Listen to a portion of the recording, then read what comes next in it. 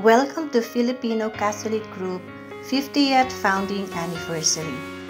It was such an honor to be a part of this celebration.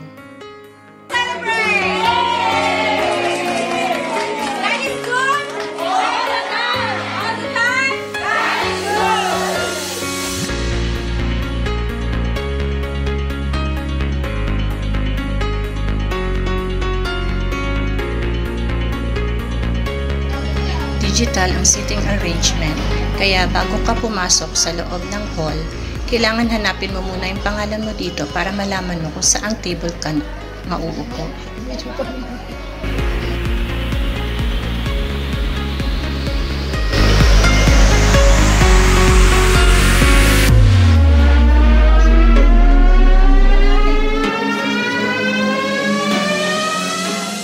Ito magaganda sa table 8.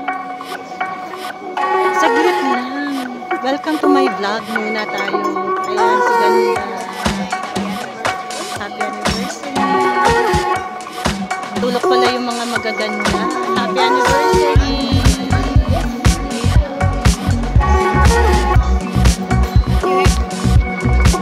Welcome to table 7. Music Ministry. Ang beauty. Happy anniversary, Shally. Hindi ko alam yung pangalan ni ate.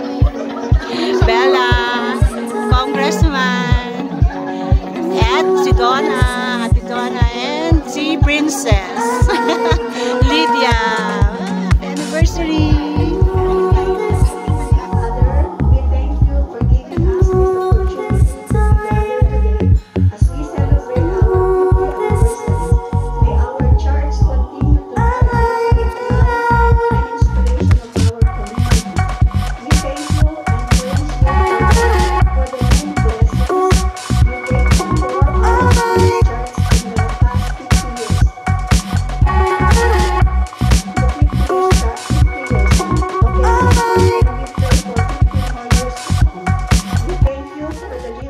Of this church, both past and present, all the priests, sisters, and all the brothers and sisters who become part of this long journey.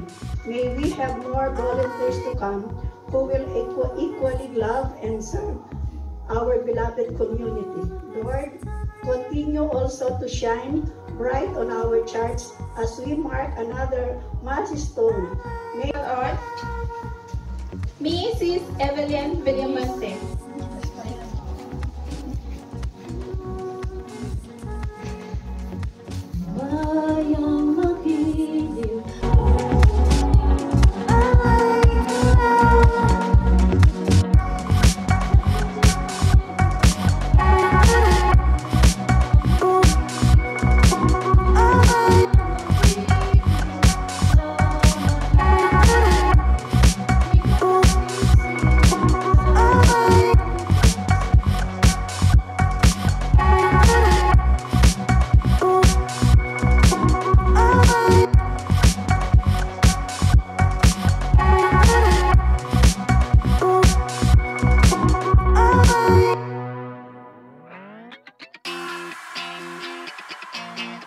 All around the world.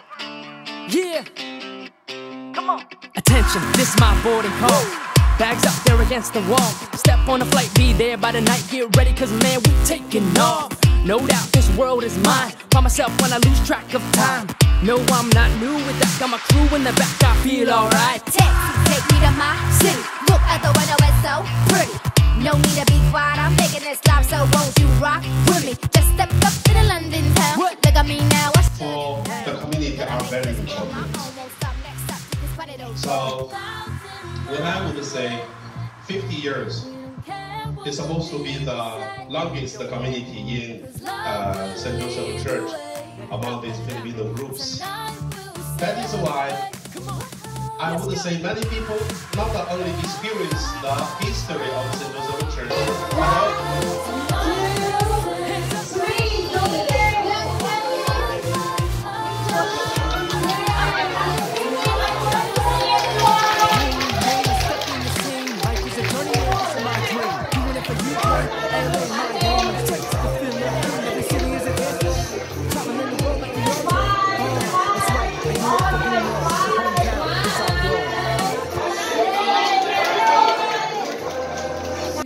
natin yung ating pagbasa. Ate Beth! Cheers na! Cheers! Wala ko. Bottoms up mo yan, Ate Beth.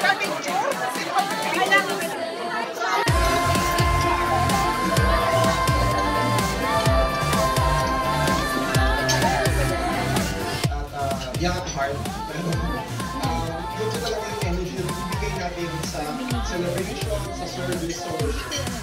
And it is these combination of factors to support that we maintain this close-knit relationship here in Hong Kong. Miss Laksamana arrived in Hong Kong on November 29, 1972. Sunday was the rest day, or the called day off. As a Catholic, she attended Mass at St. Joseph Church. Then as months and years passed, more and more Filipinos arrived or came to Hong Kong. It was 1974 when Miss Laksamana and Laila decided to form the Filipino Catholic group. So they approached Father Malone, who was the parish priest by that time, and told him about their plan. Father Malone granted their request. Esther and Laila were also lucky to have Sister Anita Gloria to help them. Sister Anita was a Filipino missionary in Hong Kong. After a few years serving the church, more and more Filipinos are attending the Mass. So they thought to form a choir, and the choir started with the help of Mr. Hill Yanesa as their organist. And then St. Joseph Church can no longer hold or accommodate all the people in the Mass. They asked again to Father Malone to have a Tagalog Mass. By the grace of God, their request was again granted. The Tagalog Mass started in 1989. Miss Sister Laksamana left in Hong Kong and went home to Philippines for good in November 29, 2001. After Esther left Laila took over to lead the FCG, but she also left not long after Esther left. After Laila, Rosalinda Pineda was the coordinator during the term of Father Hanley as a priest. He created the Father Hanley created the woman Eucharistic ministers and the woman altar server. When Rose Pineda left, the long-term coordinator is no other than Arsinia Barbado. During Father Maida's term, Father Maidas decided to form the ministry group, and that's we are now. Then we follow until now, and for now we have two coordinators, Arsinia Barbado, our external coordinators, and yours, your internal coordinator. Lastly, allow me to acknowledge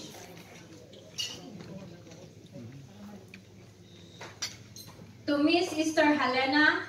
She joined the Filipino Catholic Group Choir in 1987 to 2015. She also in the Philippines now. It is a great privilege to serve in St. Joseph Church and an opportunity to mold our spiritual life that God given to us. Brothers and sisters, have a blessed and golden anniversary to all of us. Thank you.